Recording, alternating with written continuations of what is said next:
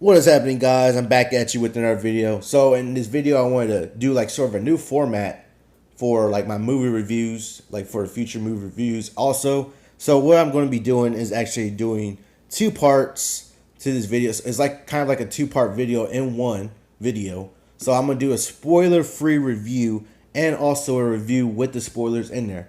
Now, I'm going to put a timestamp to the actual spoiler-filled review.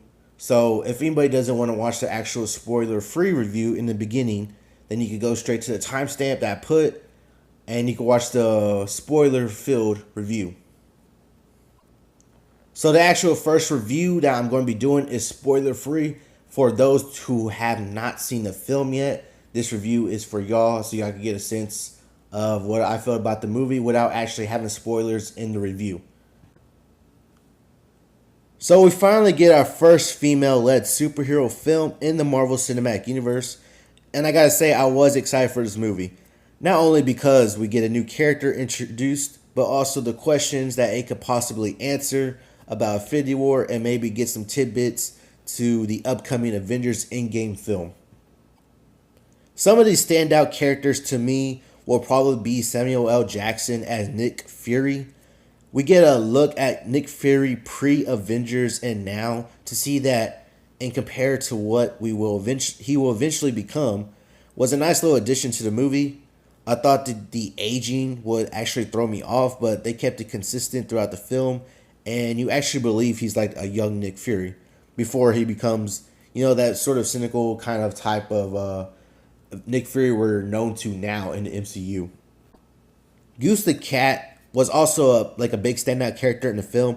Goose the Cat, ever since the film has come out, and ever since the introduction of Goose in the movie, like she just stole the scenes that she was in and really kind of added that extra layer to the movie.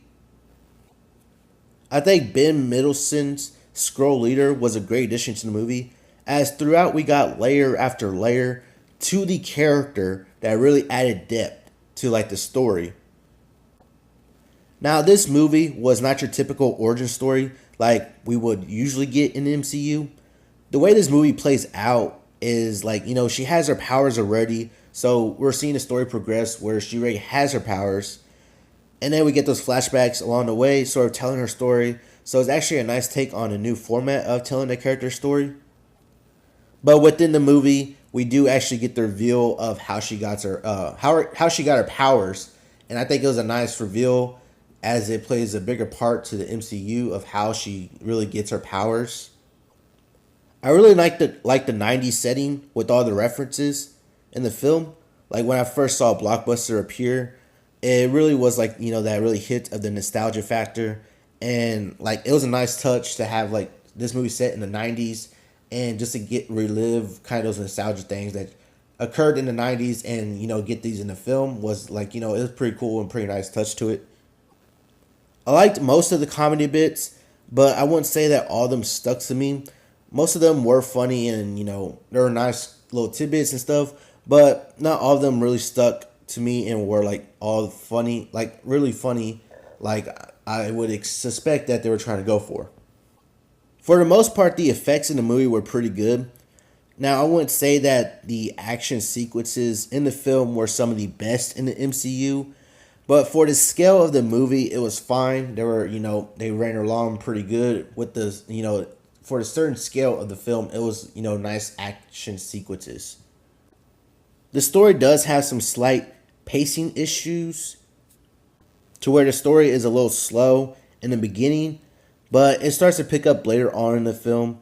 So sort of a warning, it's sort of slow in the beginning parts. Then it starts to pick up later on.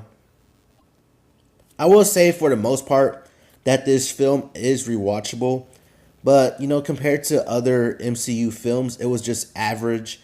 And not one of the ones I would put at the top of the list for one of the best movies in the MCU.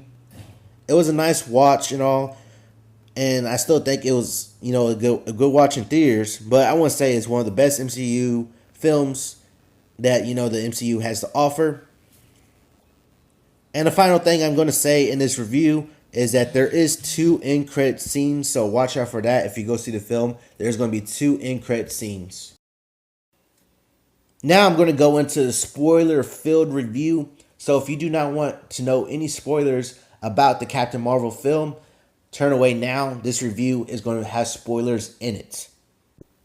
So the first thing I wanted to talk about was at the beginning we got a Stan Lee tribute with the the little Marvel little tidbits in the beginning. I thought that was actually a nice touch to start out with that. I got to admit it almost got me choked up seeing it, and I think it was just a nice touch overall that they actually did that little tribute to Stan Lee in the beginning of the film. I guess one thing I want to say about the film was the actual story. Like, it's sort of not threw me off, but like it was kind of a twist kind of story that you didn't really expect everything to go down the way it was. Like, if you already knew the comics and the characters, then you kind of knew what could possibly happen. But they also have the twist in there within the story. So I thought it was a nice story to have those twists in there and actually have some stuff in there that you weren't expecting, even though you read or knew about the characters from the comics. Of course, we get Jude Law's Yon-Rogg to be the actual villain half of the film. Now, of course, that was expected. Like, if you know Captain Marvel comics and stuff like that, you know that Yon-Rogg is like actual villain to Marvel and Captain Marvel. So to actually get the reveal that he was the actual villain and within the second part of the film was expected and didn't necessarily surprise me at all. But what I didn't expect was the movie to actually give the Skrulls a more in-depth storyline and actually portray them as not the actual bad guys you would expect. Going into this film, of course, you thought they would be the bad guys, but I thought it was a nice twist to actually have a more heartfelt story for them and to give them layers and go in depth to why they were doing what they were doing. And I gotta say, it was a nice twist in the story to actually, get that to where they actually gave us their kind of story. But at the same time, it does beg the question, how do they plan to use the Skrulls in the future? Being as Secret Invasion will be a good storyline for them to pick up and do in future MCU films. Like, it just leaves me with those sort of questions, since we kind of got the kind of heartfelt ending to, like, they're trying to find a home. Captain Marvel is helping them find a home. So it begs the question, if they're to use them in the future, how are they going to use them in the future of the MCU? The end credit scene, or the mid credit scene, honestly for me felt like more of an excited part of the film, as we see the remaining Avengers mourning and figuring out what to do.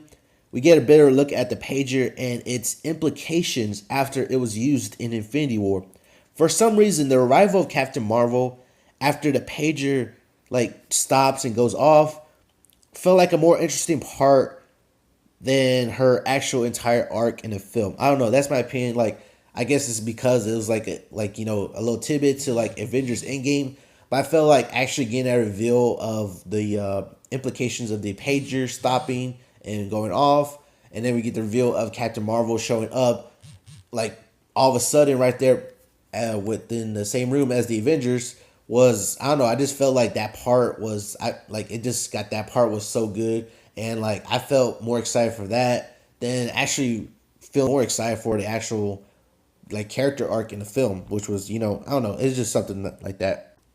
I felt like the inclusions of the Guardians of the Galaxy characters were sort of a cop out. It felt like they were just there and really had no presence in the film, and it felt like they could have been replaced with any other character. They really had no impact on the film whatsoever. It felt like they were just there, and it just didn't feel like they were noticeable characters in the film. Honestly, I like the cameo role of AJ Coulson though.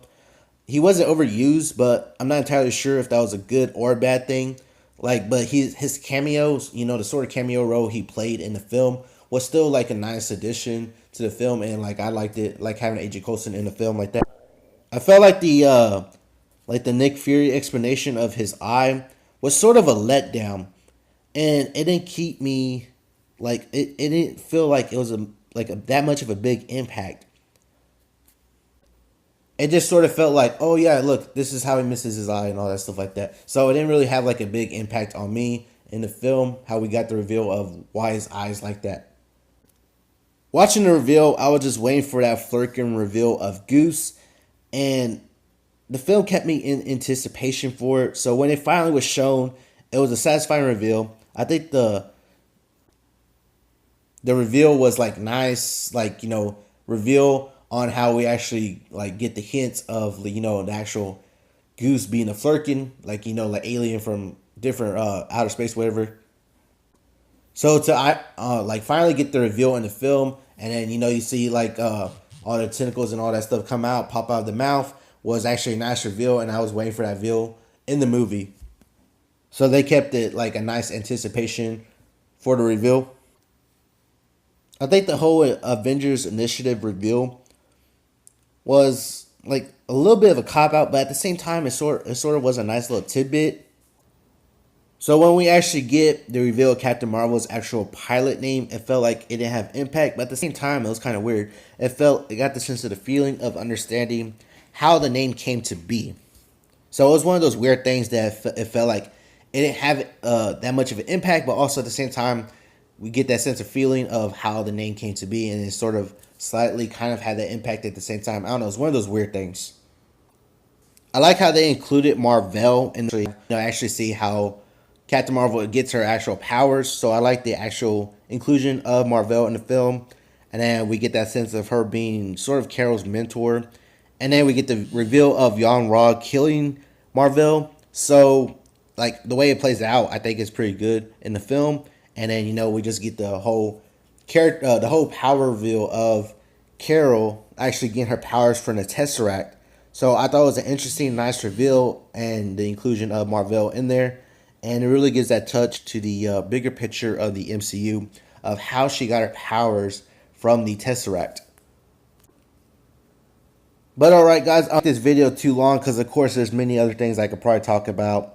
Before I make this video too long, I'm going to actually try to end it here. So that was just a couple of things that I wanted to like clarify and touch up and talk about real quick in this review. Like overall, I did enjoy the film. I won't say it's one of the best. It was sort of average to me, but nonetheless, it was still an enjoyable film to watch. And let me know down in the comments, have y'all seen the movie already? And let me know what you thought of the film. But that's going to do it for these reveals. Let me also know down in the comments, do you like this sort of format that I'm doing where I do a spoiler-free review first and then do a spoiler-filled review afterwards? Let me know if you like this format, this new format that I'm going to try to do for future movie reviews. But that's going to do it for this video. Hope y'all all enjoyed it. Remember, if you want to be a part of Team Legendary, all you got to do is subscribe and turn notifications on so you know when I post another video. Hope y'all all have an awesome day. And remember, be legendary.